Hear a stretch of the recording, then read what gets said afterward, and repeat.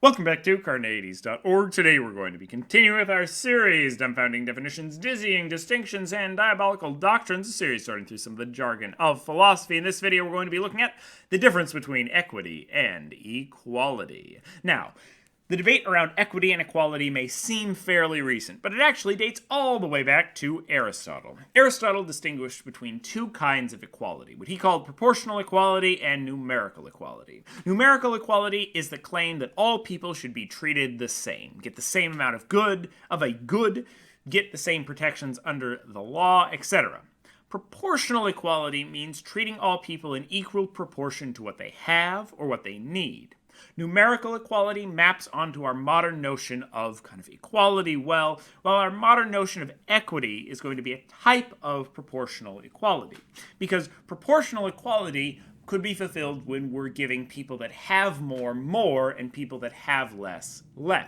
But equity is going to require that we give people that have less more and that have more less. And we'll see that in a second. So, equality is everyone being treated the same.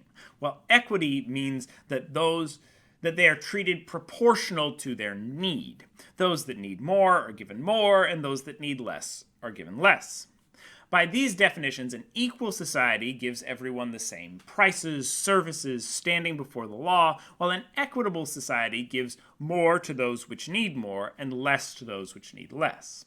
There are two elements to equity, the goods or services that are delivered and the need. Sometimes these are the same, giving more food to those that have less food, but sometimes they're different, or maybe not as clearly connected, giving preferential acceptance to college to certain underrepresented ethnic groups.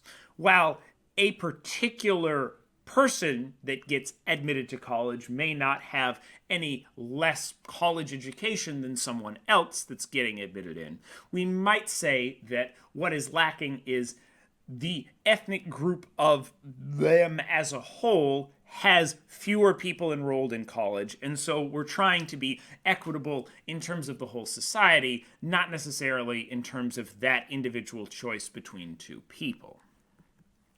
If that didn't make sense, we will go with the classic metaphor. So, the classic example is of three kids that are trying to see over a fence. This example is an equal example as we see it right now. All three of these kids are treated the same. The kids are different heights, of course. So, the tallest kid can see over the fence, but the other two kids can't. They're treated the same, they're given the same place to stand on, but not all of them can see over the fence.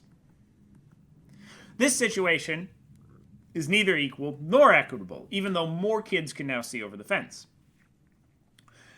The boxes they are standing on are neither proportional to their need nor the same for all kids. So all of the boxes aren't the same height, so the kids aren't on equal standing ground, and they're not proportional to their need because the kid in the middle still needs boxes to stand on. This situation is going to be equitable, but not equal. All of the kids are getting what they need, proportionate to their need, but they're not all getting the same treatment. They're not all being given the same place to stand on. The shorter kids are getting some help. This situation, however, is both equitable and equal, since all of the kids get the same treatment, and they get treatment proportional to their need. They all have zero need, so they all get zero support. Now, this situation is interesting. It might satisfy Aristotle's technical definition of proportional equality, since everyone is given a box proportional to their height. The tall kid is given a very tall box, the medium height kid is given a medium-sized box, and the short kid isn't given any boxes. While this might satisfy proportional equality, it's not going to be equitable, since those with more are given more and those with less are given less. And that's going to be why proportional equality is kind of a bigger term, a broader term than equity specifically. So that means these two scenarios are equal, those two are unequal, these two are equitable, and these two are unequitable. As we noted, though, in the previous video, Doubting Equality, it seems there are situations for which society generally feels that things should not be equal, and giving general rules for what should be counted as equal and what should not be counted as equal is difficult. Check out my video Doubting Equality and the video on Harrison Bergeron for more. It seems to me, to take this farther, there are situations in which equity is something which society does not value. There seem to be other situations where equity is something which society does value, though there might be some debate there. In a future video, we'll give a full argument on kind of doubting equity, but here's a bit of a preview. While there are situations in which everyone can be successful, such as seeing over a fence, getting a certain level of education, or having access to healthcare, though there's clearly a debate as to whether we can afford to treat everyone equitably in cases like healthcare, since some diseases are much more expensive than others to treat. There are other situations where we do not want everyone to succeed, or everyone cannot succeed. For example, should we treat people equally before the law, or equitably before the law? In that, clearly, being given a perfect defense such that you are acquitted is not something we want to afford everyone, because we want the legal system to be able to distinguish between people that are criminals and people that are not. So getting everyone over the fence can't be our goal.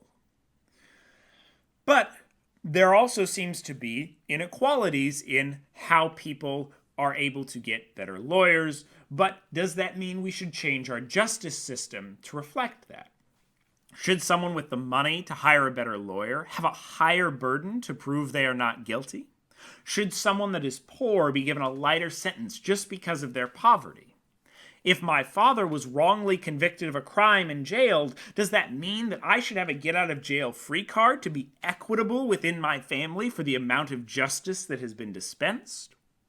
I don't know, but it's an interesting question. And to take it further, what about a race? Should someone that is naturally slower be given an accommodation so that they can tie someone that is naturally fast? Or what about a job? Should someone without the qualifications be considered at the same level as someone with those qualifications? If we want to be equitable in terms of skills and hiring practice by giving a proportional level of preference to those with fewer skills, then the person that is hired to build the car you buy next should have an equal chance to have the skills necessary to do the job as not. I'm skeptical that anyone would claim that these are all cases in which we should treat people equitably. Therefore, what makes some cases ones where we value equity and others not? Is the point here that we should always be unequitable? No. It is simply that equity, just like equality, does not seem to be intuitively applicable or socially acceptable in all situations.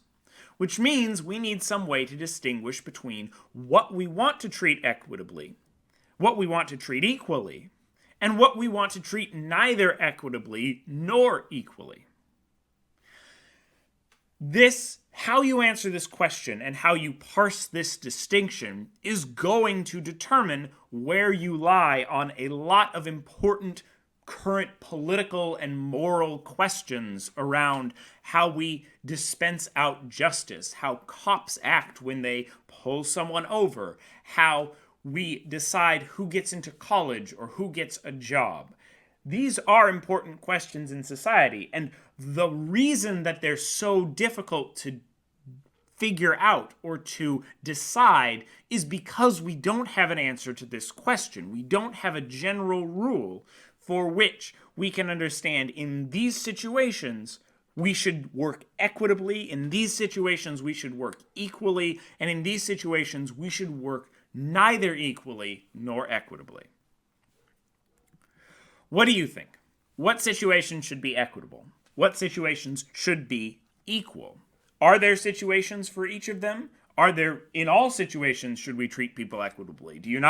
Are you not convinced by my argument that there are some situations in which equity is actually a negative thing? Check out my video on doubting equality and stay tuned for a future video on doubting equity where we'll dig a little bit deeper into some of these ideas. Leave your thoughts and comments below. Watch this video and more here at Carneades.org and stay skeptical, everybody.